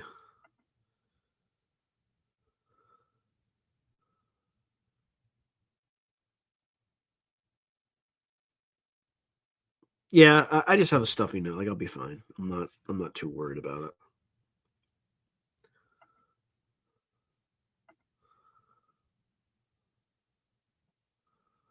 Yeah, Pat Price was he was pretty amazing though. He's like pretty detailed about some of the stuff that he found.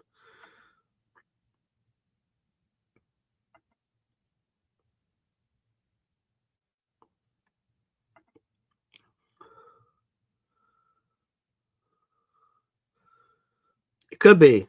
I you know it could be all that stuff could be 100% correct. It could be 80% correct. It could be 100% flight of fancy. I don't know.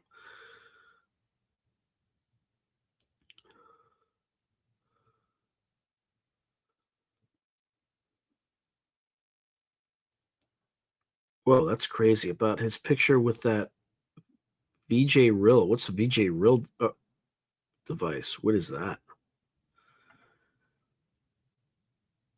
Yeah, thralls. Enthralled, right? So a thrall is a slave, basically. Thrall. Vajra device. Oh, Vril. Is it Vril or I know what Vril is. I know who the Vril are. Um, that book in like the 1870s or 1890s, The Coming of the Race or something like that. But it was like something related to the Vril Society in pre-Nazi Germany.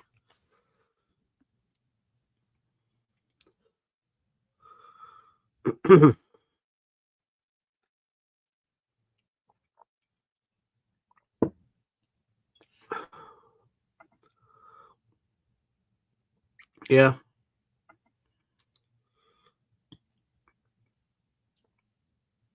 indeed.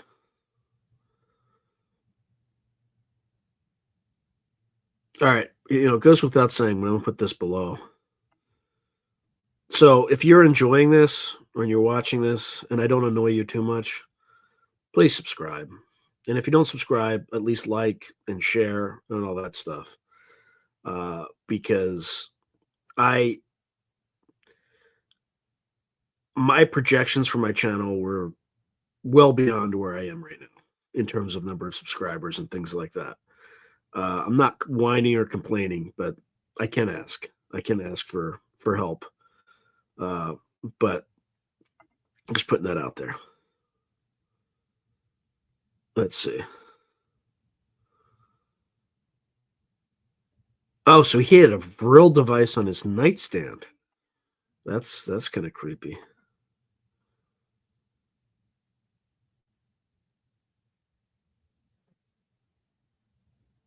Yeah, it was a little creepy, infiltration by elites, but kind of makes sense. I mean,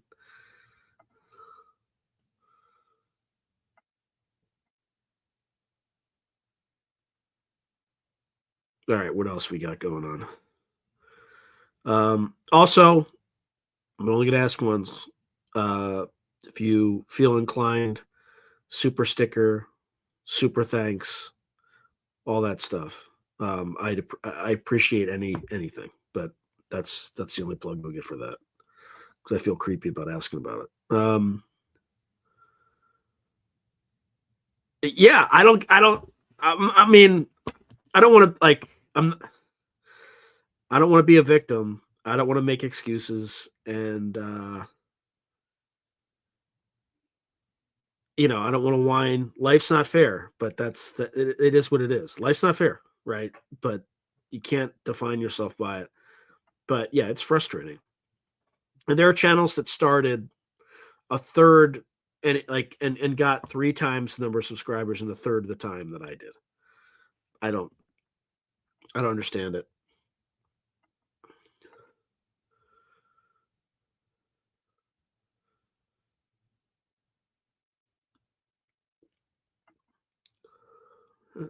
T Nubbins. Oh boy.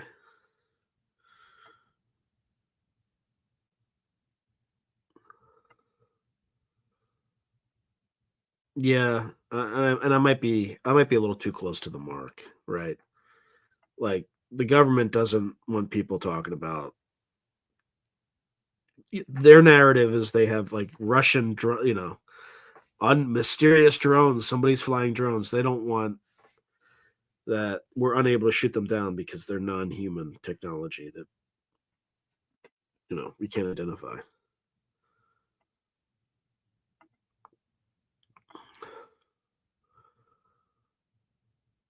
Yeah, yeah. There's tags and all that stuff. I'm just not very. I'm probably not that great at it, but I'm also not. I'm not going to pay somebody to do it because it. I don't think it. I think the issue is that I think the issue is YouTube. To be honest, like the data suggests that the issue is just YouTube.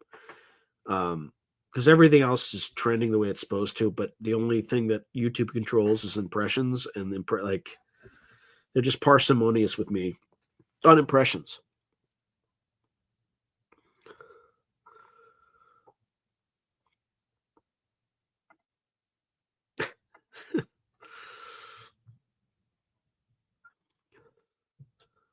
Yeah, that makes sense.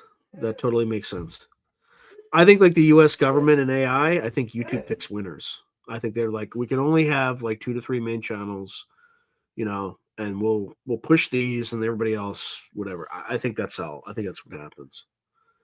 And some like blue hair in the background just says, "Oh, I really like this guy because we need more marginalized voices," and I think there's a lot of that going on.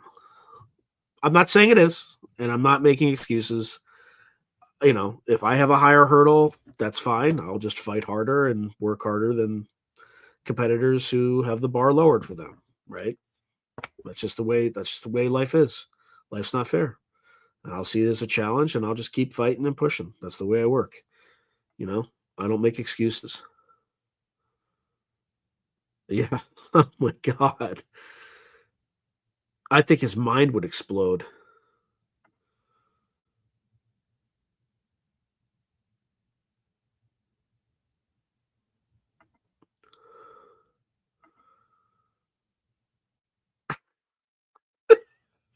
I regretted doing that. I, I was just trying to come up with a ridiculous voice. I didn't mean any harm with that. I didn't mean to imply. It's just I know it sounds ridiculous, so I just used it. I believe that. I believe that Price was forbidden from disclosing 90%, 95% of what he discussed. Yeah. All right. I should probably call it a night.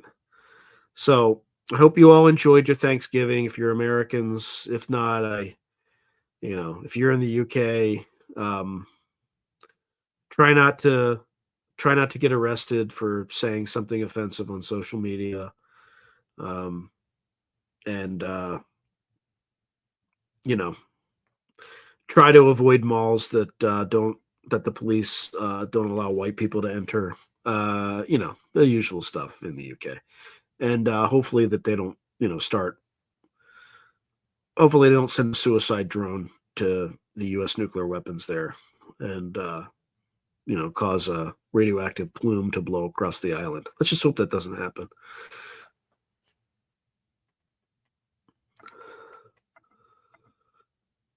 All right. Thank you all. Thank you, Paco. Pete. Thank you, Gray Owl. Thank you, David Steele, King James. I can't even, but I'm rolling boner. Thank you. I'm rolling boner dice. I appreciate that. It's you don't really notice the names until you read them on air. But that is an inspired name. I don't even know what boner dice are, but someday, if it's not X-rated, I'd like to see what boner dice actually look like. Sometimes I feel like I need to design a T-shirt that just says I'm rolling boner dice, but that's your idea, so I'm not going to steal your intellectual property. Yeah, I might, but it hasn't. That pair hasn't always done me the best. So anyway, all right. Good night. Godspeed. God bless, and take care of yourselves. And disclosure's coming, whether government likes it or not. And thank you all.